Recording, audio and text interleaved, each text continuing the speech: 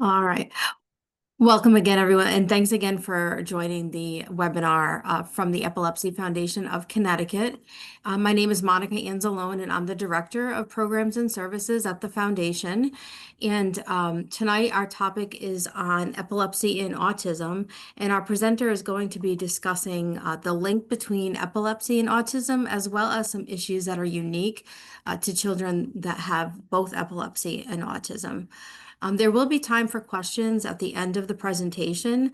The doctor's happy to answer questions concerning the topic tonight, but we do ask that you just keep them pretty general. So I'm going to go ahead and introduce our speaker. So with us tonight, we have Dr. Cardinale. She is an associate professor of pediatric neurology at Yale University, and she has served at the Southern Connecticut community for the past 7 years. And she received her medical degree from the University of Virginia, followed by a child neurology residency at Duke University.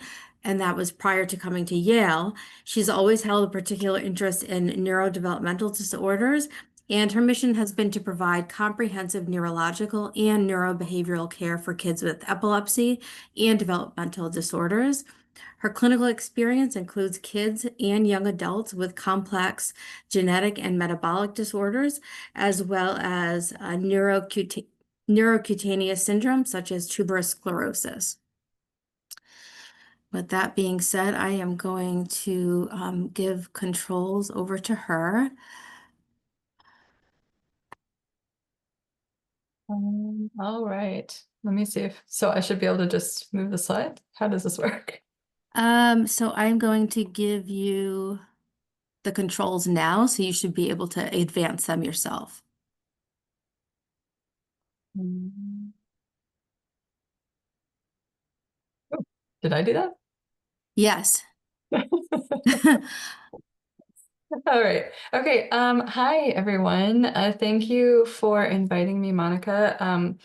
I aimed to keep this presentation fairly brief and not general, but I didn't want to slog you guys with a bunch of details. But I'm happy if there's any questions that anybody has about any topic, I'm happy to delve more into it. But essentially, my main objectives here were to talk about some of the links between epilepsy and autism, and then in particular, some of the issues that arise for, I tend to see the children, but anyone who has autism and epilepsy, because some of the challenges may be very different than an individual with epilepsy who does not have autism. All right, so first we'll talk about the link between the two. It turns out that it's actually really common to have both epilepsy and autism. The statistics vary depending on who's measuring them, but generally the wisdom is that at least a third of people with autism have epilepsy, and at least a third of people with epilepsy have autism. But you can find sources where they've found up to almost half of people with autism may have epilepsy, and up to 3/4 of people with epilepsy may have autism. I think probably the discrepancy is occurring because more and more we end up diagnosing people with autism with milder versions of autism, and so we're picking up more people who have both than we probably realized in the past. For those individuals who do have autism, there do tend to be a couple of peaks in which they may start to have epilepsy. The most common one is around puberty. So 13.5 years is the average age of onset, but there's also tends to be a smaller peak in infancy and the toddler years. Certainly, there is a strong link as well between epilepsy and intellectual disability. And so those who have autism and intellectual disability, which generally means they're also going to have a more severe type of autism, are also a lot more likely to have epilepsy. Interestingly, even if you look at the family members of people with epilepsy or autism, there's a strong link. So if you had someone whose older sibling had autism, the younger sibling actually has a 70% increased risk of having epilepsy. And vice versa, if the older sibling has epilepsy, there's a 54% increased risk of the younger sibling having autism. So that's not one sibling having epilepsy and the other having epilepsy. It's actually, even though if the older sibling has autism without epilepsy, there's a higher risk. So there seems to be some link between the two. And the question is, why? One question that people often may ask themselves when they're thinking about this is the autism being caused by epilepsy, or is the epilepsy being caused by autism? And I think, if we were going to pose one of the two questions, the better question to ask is with whether epilepsy causes autism. And the answer is unclear. But there are some reasons to believe that may not be the case. First of all, we know that there are a lot of genetic syndromes out there in which there's a high incidence of both. I put only a small handful of some of these genetic conditions, like tuberous sclerosis, Rett Angelman, and Phelan-McDermid syndrome, but there's quite a few more where there's a high incidence of both. But if we look at people who have autism, even those who have never had a seizure, and if we were to put an EEG on every child's head or every individual's head, we would actually find that there is a higher rate of what we call epileptiform discharges, which I have an example of here, on their EEG compared to people who don't have autism. And so does that mean that the epileptiform discharges are causing the autism? The truth is, there's not a lot of great studies out there to suggest or to that specifically look at that question. However, there's also not a lot of evidence that those epileptiform discharges cause autism. And so I think the more likely scenario, what people are inclined to suspect as scientists and physicians, is that more likely there is some underlying cause that's causing both rather than one causes the other. There are some exceptions though, or at least some conditions where the epilepsy could be influencing the autism. And so that would fall under the category of these epileptic encephalopathies. These are conditions that are largely genetic, and that would present themselves early in life, some even in the newborn period. But some examples of those types of epileptic encephalopathies would be infantile spasms, which usually shows up within the first 3 to 8 months of life, or Lennox-Gastaut syndrome, which tends to show up around 3 or 4 years of age. And while there are many different reasons why a child may have either of those two conditions, it is clear that when a child develops them, if they're not successfully treated well, then they do end up having a decline in their development or even a regression in their development, and consequently may also develop symptoms of autism. Other examples would be various channelopathies. I have a small list here, but there's quite a few of them. The picture on the left is just showing how different ion channels in the cell membrane of the neuron are responsible for whether there's a positive or negative charge within or outside of that neuron. And that is what allows the neuron to fire off a signal. And so if those ion channels are not working properly, such as with a channelopathy, then it could cause epilepsy. But those ion channels are not just, causing epilepsy. Those channels are functioning, they're allowing that neuron to function as a whole. And so if that neuron can't function, if it can't send signals properly, then you could imagine that would lead to cognitive dysfunction as well. And then the last example I have here is Landau-Kleffner syndrome, or the ESES spectrum. ESES stands for electric status epilepticus in sleep.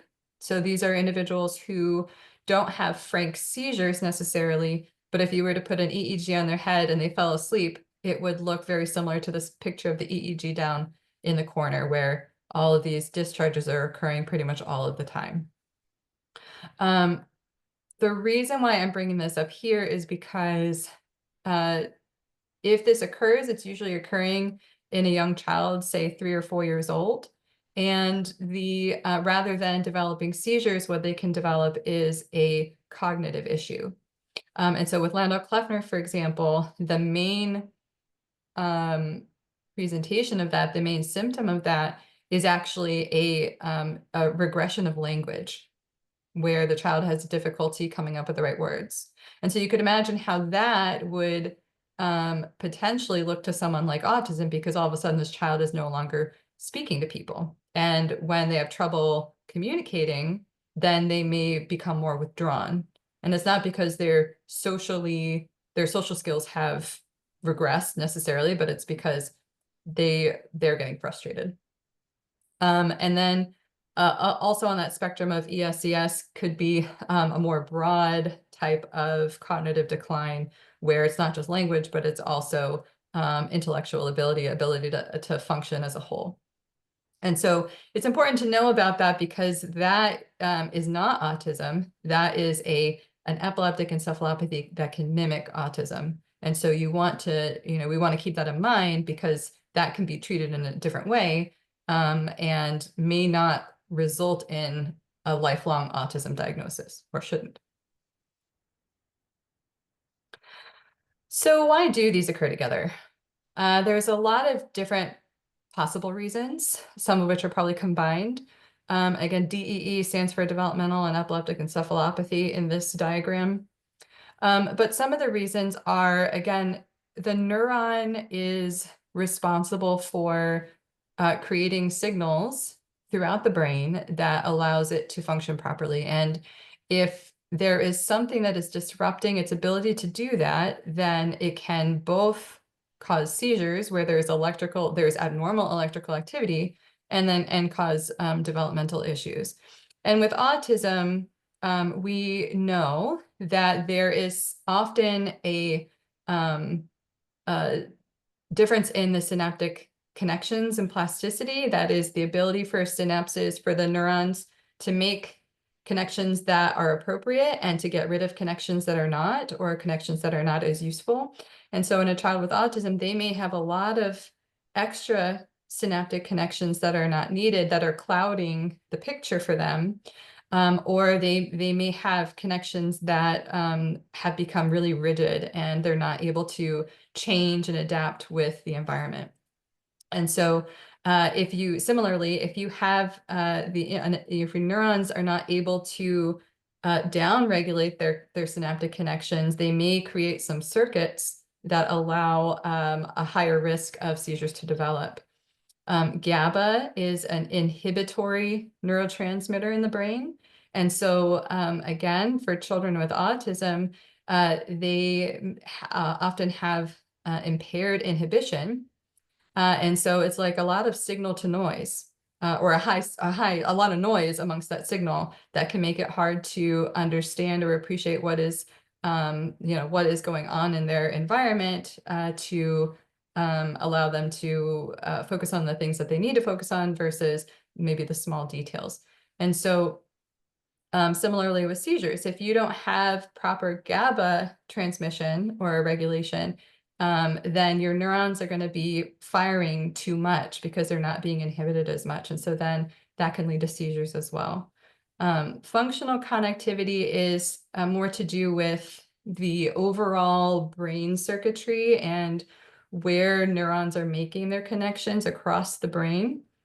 And so again, the example I made of the abnormal circuit in epilepsy, there's often some neurons that have made connections that are maybe not very useful to cognitive processes, but the connection's been made and then it's been reinforced. So now all of a sudden there's this circuit in which the electrical activity is wrapping around the brain, and that can cause seizures, and that can cause again a lot of noise in the signal.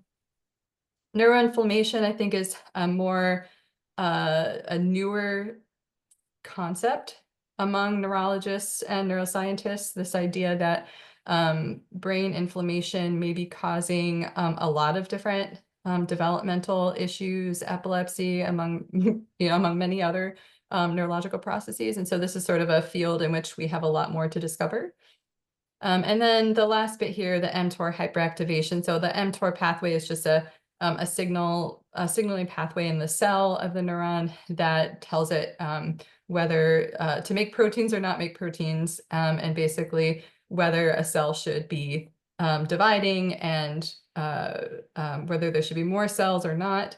And so for some individuals, particularly some of those genetic autism syndromes, the mTOR pathway is disrupted. A good example would be with like neurofibromatosis or with tuberous sclerosis. And then there is an overabundance of cells that don't need to be there. And we know that the brains of individuals with autism similarly may have too many neurons, too many cells, not enough cell pruning, not enough getting rid of the cells that aren't needed. And then that can make it more difficult to process things. And so, again, if you have extra cells that are firing off, then that could lead to more seizures as well. So these are just some examples of ways in which one underlying process can lead to both autism and epilepsy. So if, that brings up the question, if you were to be able to treat the seizures effectively in someone who had epilepsy, particularly someone who had maybe one of those developmental and epileptic encephalopathies, could we avoid autism, or could we at least improve the symptoms of autism?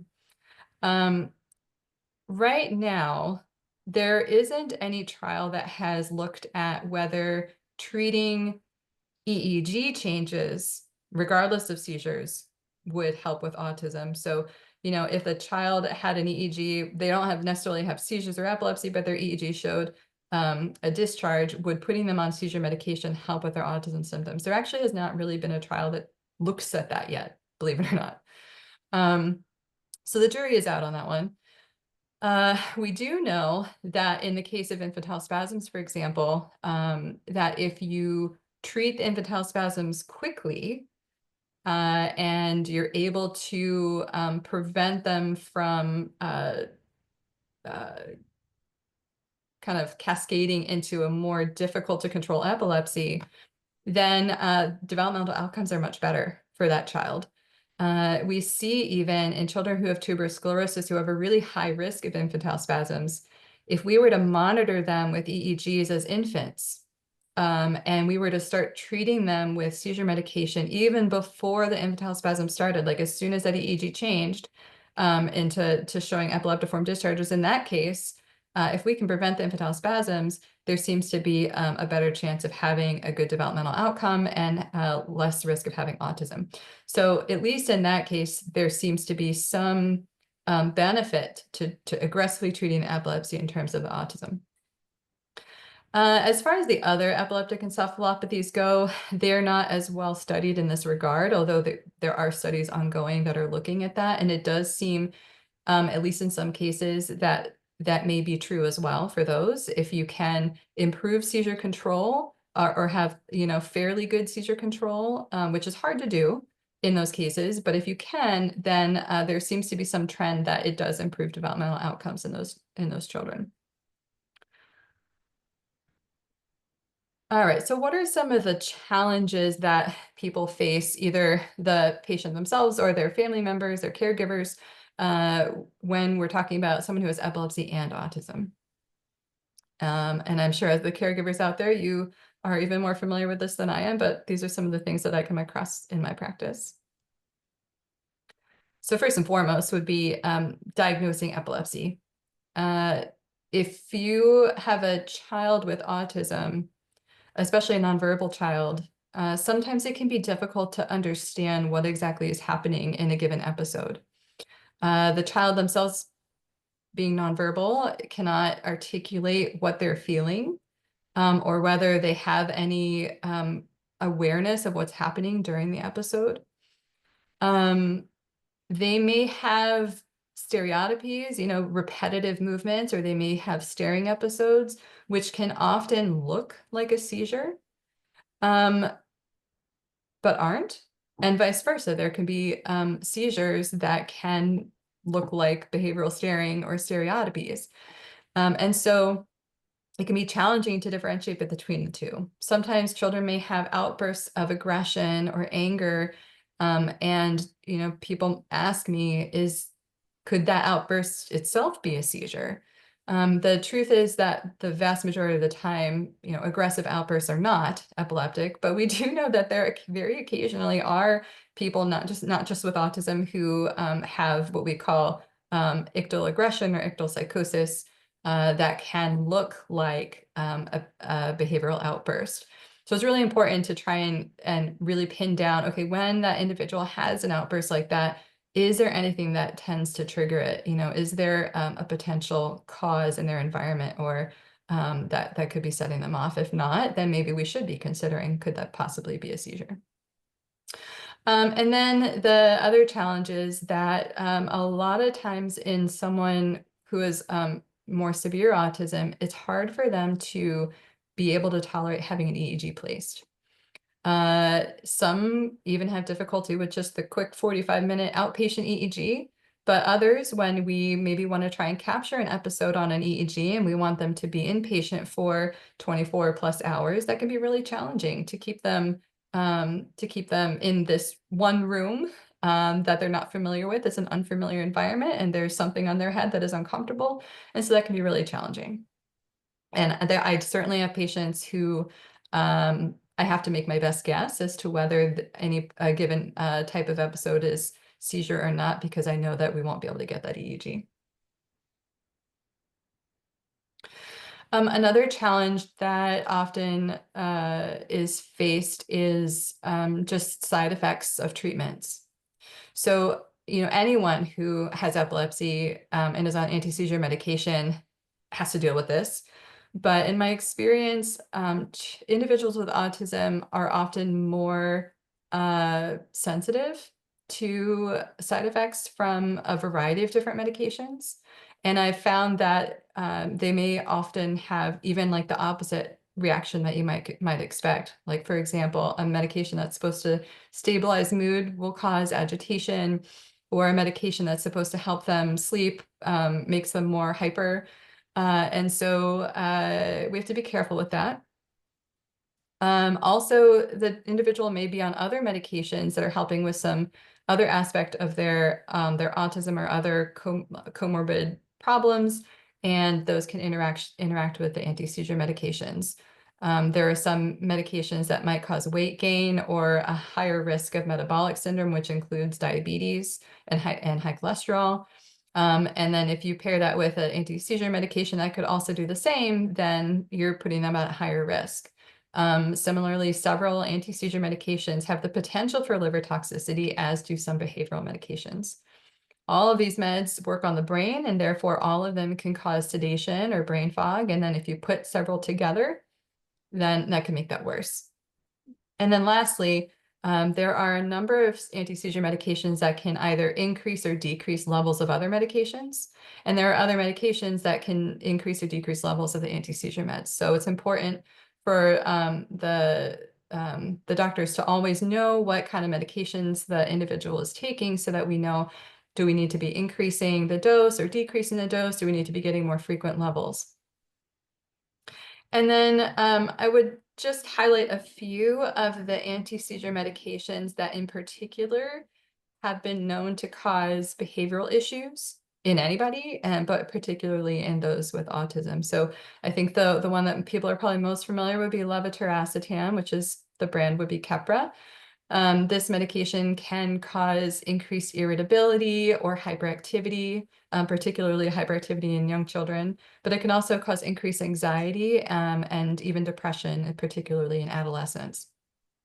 Perampanel is one that we may not use as much unless the individual has very difficult to control seizures, but it is a medication that can cause increased aggression and even rarely homicidality. And so that is a medication we may not want to try in someone who already has issues with aggression. And then topiramate doesn't necessarily cause aggression, but it can lower mood. And so in an individual who has autism, who may have other mental health disorders, topiramate has the potential to exacerbate that or to trigger it. We talked a little bit about cooperation. I'm sorry, one of my words got cut off there at the bottom, but I talked a little bit about cooperation earlier, and it's not so much, I think cooperation is not the best term to use, but maybe just, again, tolerability of participating in their medical care. EEG being one of them. Some of the ways that we can try to get around that would be some institutions have access to a CAP EEG. I have a picture of it right there, so that there doesn't have to be as much time spent on putting all of the little electrodes, taping them on or gluing them on to particular spots in the head where the glue is kind of like a noxious smell to it. Well, it's paste, not glue. It's much quicker to put it on. Now, it may not quite fit every patient perfectly, and so that's one of the downsides, and not every institution has it. Sedated EEG hookups, this would be for someone who would be, at least at Yale Children's Hospital, someone that we would be admitting to our epilepsy monitoring unit, and we would sedate them while the EEG is being placed, and then we would stop the sedation so that the EEG can run and hopefully allow us to get some information for as long as the patient is able to keep it on their head. Home video EEG is not a great option for someone who has a tendency to, aggressively pull the leads off their head. But if it's a matter of someone who maybe is just more anxious in new places or in the hospital and would be more comfortable at home, there are some companies out there that can actually install cameras and do and place the EEG at the home so that's in a more comfortable environment. Another thing that I will often do if we really feel like we can't get an EEG is just ask families to try and take videos of the episodes that their children are having, try to interact with them during the episode, and then I'll take a look at the videos and see if I can glean from just the way that they look, whether they're more or less likely to be seizures. A problem that I often encounter would be a refusal to take medication or having a tendency to spit it right back out. And then, inevitably the family runs out of the medication because they had to give it again.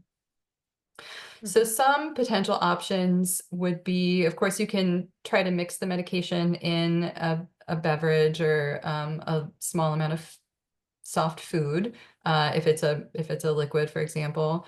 There are some medications that come in sprinkle capsules that you can open, like Depakote and Topamax. There are some chewables or dissolvables like Lamictal. And then there are some films, which this is a picture of a film, where'd it go? Film right here, that very quickly dissolves in the mouth. One example would be Spritam, which is levetiracetam, and another would be Sympazan, which is clobazam. These are expensive and kind of require a little bit of grappling with insurance, but I found them to be helpful in patients who have a tendency to try to spit the medication out. And then another issue that can arise is just other conditions, other comorbidities that come along with autism, in addition to the epilepsy. So intellectual disability or learning disability, which can make it difficult to understand their medical condition and the importance of taking the medication. ADHD. One question that people may ask, and a thought that we used to have, was that ADHD stimulant medications would make it more likely for a child to have seizures if they had epilepsy, and so they shouldn't take it. But it turns out that after a lot of studies looking at this, that doesn't really happen. And so at this point, we have concluded as a group of neurologists that it's okay to take stimulant medications if your child has ADHD. Anxiety is increased in individuals with epilepsy, whether or not they have autism.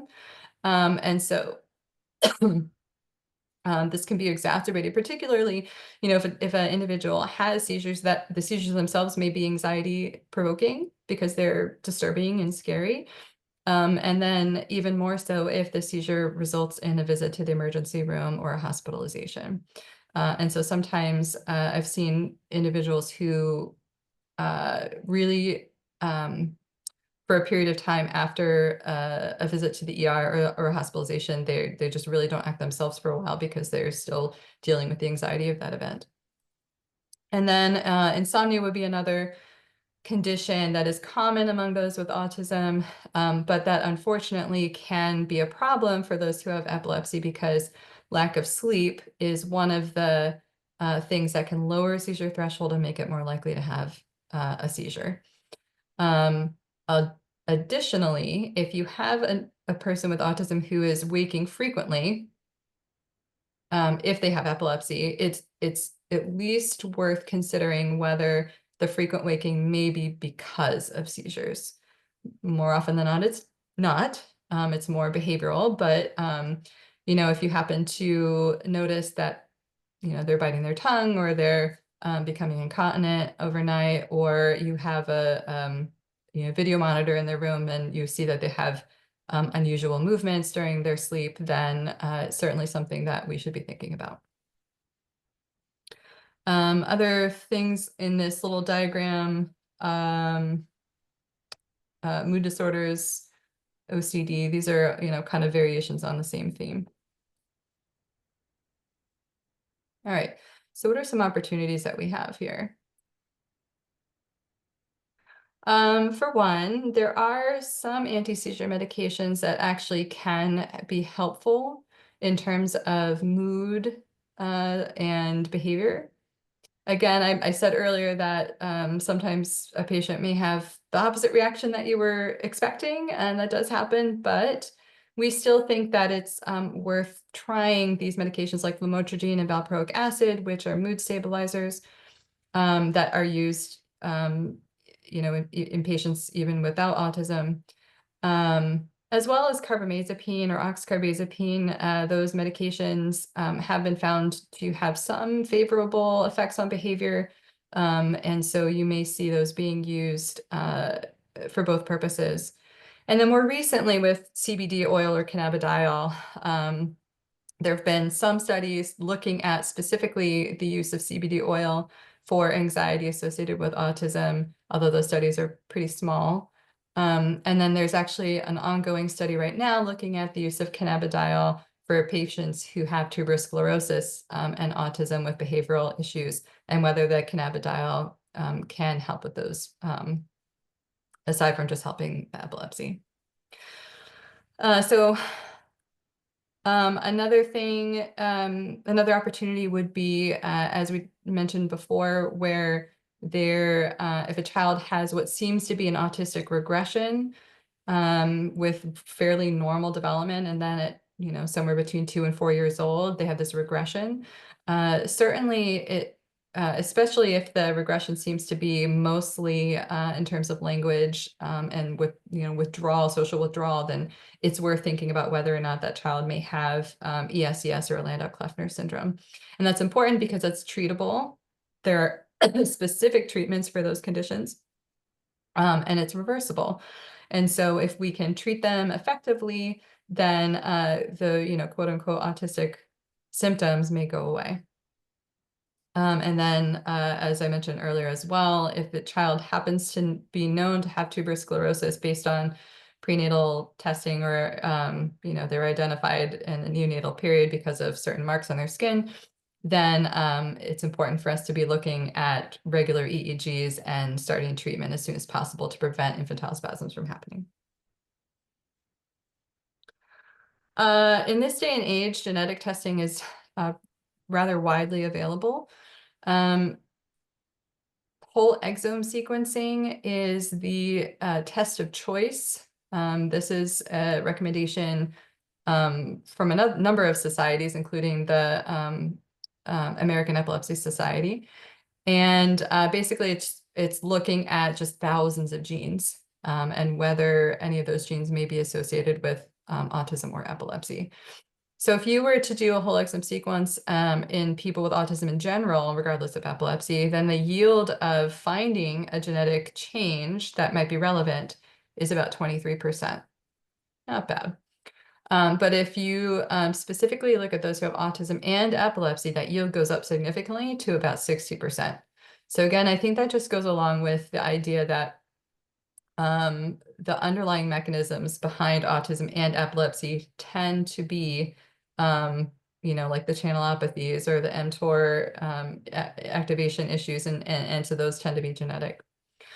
I think it's important to also realize that there are certain genetic conditions that are actually treatable in a very specific way.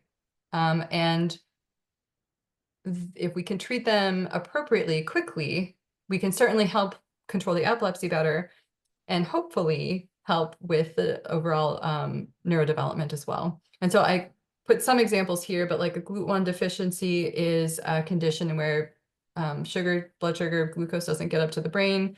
And so we would treat that patient with a ketogenic diet.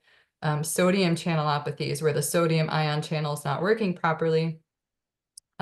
We may want to avoid anti-seizure medications that block sodium channels because their sodium channels are already not working well. Vitamin responsive epilepsies. There is a small number of epilepsies where the reason they have epilepsy is because a certain vitamin cannot be created on its own. And so we have to be able to give that vitamin to the child. Cerebral folate deficiency, which is very common among children with autism as well, is where the folate in the body cannot make it into the brain. And so those individuals need folinic acid in order to bypass that problem. And the mitochondrial disorders are disorders of energy usage.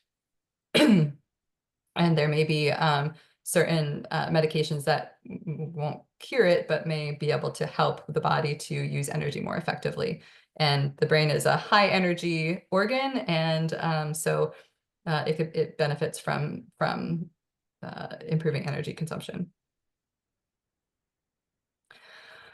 I think that's a good place for me to open up the discussion for anybody who has any questions. Thank you. Yeah, so if people want to just type their questions in the chat, we'll go ahead and take a look at those. I guess I can start with a few questions, and one of them is why 30% of those that have autism also have epilepsy? What do you think the differentiation is between those that will develop autism and those that don't, particularly those that are diagnosed at a young, I mean, most kids are diagnosed at a young age that have autism, correct? Right. So I would say the majority of those kids are diagnosed with autism before they develop epilepsy. Right. Okay. Yeah, so I think with the exception of those developmental and epileptic encephalopathies where the problem is so significant that it's going to cause seizures early in life. I think it's probably a matter of, the brain's natural process of developing involves initially when you're very young, your cells are multiplying and they're making all these connections, and that's a good thing. But then, eventually within the first year or two of life, the brain needs to start pruning itself. It needs to start getting rid of the cells that are not needed, the connections that are not needed. And so, it's a long process, but if that process is being, affected negatively, then you may initially see that as cognitive differences, or, differences with autistic symptoms, but eventually those aberrant connections are going to be reinforced in a way that can lead to seizures. I mean, I think that's just one example of why that might happen. But I think it's just the brain has a lot of protections against creating seizures. And so I think it takes a little more time for those defenses to be broken down. Right. And is autism, is it always genetic when a child develops autism? No, that's a good question. Autism is definitely a multifactorial condition, and also it's very anybody who in this audience who has autism or has a family member with autism knows it's a very heterogeneous disorder, right? Like, I think the saying is if you've met one person with autism, you've met one person with autism. Mm. And that's because it can look different in different people. And similarly, there are many different causes for autism. There are a substantial number that have, like, there's a specific gene that causes it. Like I said, the yield of that whole exome sequencing is about 1 in 4. But that means that there's the other 75%. We don't find a specific gene that caused it. And could it be that there's some susceptibility genes that are present, plus there was some environmental factor? There could be factors in the womb before the child was born. There could be factors in a child's very early life. The first year of life is really important for a child's development. And if there's something that happened that prevented that from going smoothly, like either malnutrition or maybe the kid was hospitalized a lot or had a brain injury, all of those things can lead to autism. So it's not really necessarily always one thing, and it's not necessarily always genetic. Yeah.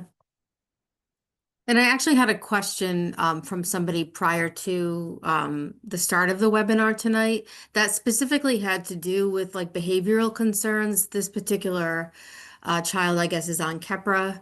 And, I think the concern is that it's the Keppra that is causing the behavioral challenges that the child is having. But if they also have autism, I mean, certainly, of course, they would just need to go to their doctor, right, and explain the situation. But I don't know, like, what would be, I guess, like, how would a doctor determine whether or not this is, and you made a little reference to this, but like, how would a doctor determine whether it's the medicine and they should try something different, or if it's has to do with the autism diagnosis? Right. So I think it has a lot to do with timing, right? So if your child had significant behavioral issues before they started the Keppra, Mm, and then they started the Keppra and those behavioral issues worsened, mm, okay, well then it seems like, the Keppra didn't cause all of the issues, but it certainly is not making them better. It's making them worse. yeah, And so that would tell me, okay, well, let's try a different medication. Or if the kid didn't have any of those issues, they started Keppra and all of a sudden they're right. dysregulated, then okay, because if that happens with Keppra, it's going to happen right away. It doesn't Mm, wait like months. It starts pretty quickly. So we can tell just by timing. okay. And a question just came in. What recommendations do you have for AM drowsiness for a 5-year-old on clobazam at high doses, or any role to increase PM dose as an alternative?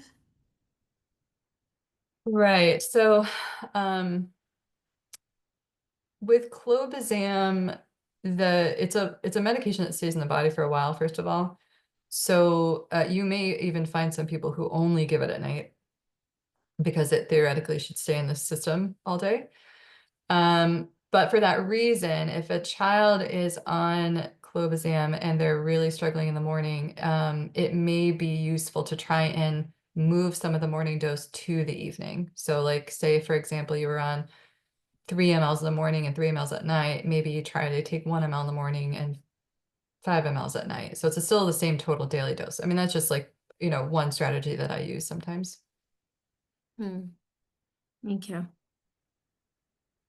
And I do have one question, particularly about sort of families being able to recognize the difference between whether a seizure event is happening, or again, if it is something behavioral or something related to the autism diagnosis. And you mentioned like behavioral difficulties specific to mood, let's say, or like outbursts. But what about like other repetitive movements that might be or part of a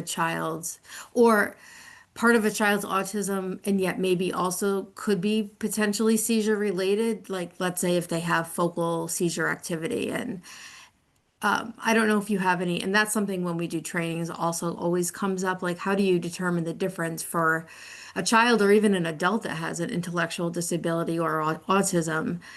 How do you distinguish between the seizure events and versus the other disability? Yeah, really good question, and one that we deal with very frequently. So some of it can be determined just by figuring out if the repetitive behavior is provocable. So, if they tend to have this repetitive behavior in certain situations, like when they get in the car or when they're excited or when they're presented with a challenge, then that is much more likely to be a behavioral thing than it is to be a seizure, because seizures absolutely don't care what is going on in your life. Mm. They'll just happen. Another thing that can be helpful is just, that's why I mentioned taking a video of the behavior of the movement, because Mhm. there are certain types of movements that would make me more worried that it's a seizure, like if it was less of a complex movement, and particularly if there was lack of response in that person when someone tries to interact with them or touch them, then that would make me more worried for a seizure. That goes with like the behavioral staring as well. I usually tell families, if you see them staring off, like tap them on the nose or do something that would normally bother them enough that they would at least Mm. like move away. Because if they do, then that's reassuring. And if they don't, then I'm a little bit more worried about it. Um, and then the other thing that is important to know about to help differentiate would be after the episode, what happens. If it's a seizure, a lot of times when the seizure ends, the patient's going to be really tired and exhausted, Mm. confused. Whereas if it's a behavior, then they just go right back to doing what they normally would do. Now, obviously, if there's like a big outburst and they expended a lot of energy, they may be tired. So that's a little bit of a different scenario. But again, in that case, you're looking for the triggers. Is there something that tends to bring on that episode? Yeah, that's really helpful. And sometimes we still don't know. And if we can't get an EEG, we have to make our best guess. And Yeah, will admit, I have had patients where I wasn't sure, and I said, well, let's try a seizure medication and see if it helps. And if it does, then okay, maybe that was a seizure. And that's not perfect, obviously, but sometimes, that's what you're left with. right. And just last question. So are there like, do you ever test kids like when they're adolescents for autism, or are they already at that point beyond the point of being able to be tested for something like that? No, you can be an adult and get tested for autism. Oh, okay. Yeah, I mean the truth is, the kids or adolescents or adults who end up getting tested for autism are the ones who are more highly functioning usually, right? They have like typical intellectual abilities, and maybe have been able to manage in life enough to get by. But as they get older, realize maybe there's something else going on, and then they may get tested. So certainly, that would be a much more common scenario than a nonverbal child who has a lot of autistic traits is unlikely to not be picked up by then. Yeah. Well, thank you. This has been really helpful. I don't think we've ever done a presentation like this before, so really interesting. And I do hope everyone on tonight's call found it helpful. This has been recorded and therefore will be available on our website hopefully shortly. Our website is epilepsyct.com. And we do have one last webinar for the year, which will be in November. And then we'll start some more topics. So if anyone has sort of suggestions for new topics in the upcoming year, let us know.